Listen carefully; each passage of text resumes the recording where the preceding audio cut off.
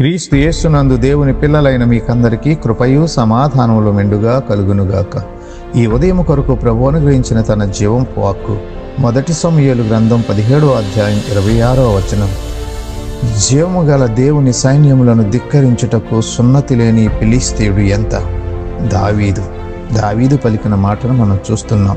బెత్లెహేములో గొర్రెలను కాయుచున్న దావీదు అన్నలకు ఆహారం ఇచ్చుటకు పోయి ఆ చోట జరుగుతున్నటువంటి ఫిలిష్తీయులకును ఇశ్రాయేలుకు జరుగుతున్న యుద్ధములో ఫిలిష్తీయులు ఇశ్రాయేలును భయపెడుతున్న దృశ్యాన్ని చూసి దేవుని యొక్క అనుగ్రహం పొంది దేవుని శక్తిపై మనసును ఉంచి బాలుడైనటువంటి దావీదు దేవుని అభిషేకం గలవాడుగా మరి 5 రాళ్ళు తీసుకుని ఒక్క రాయితో గొలియాతును కూల్చిన సన్నివేశాన్ని మనం చూస్తున్నాం.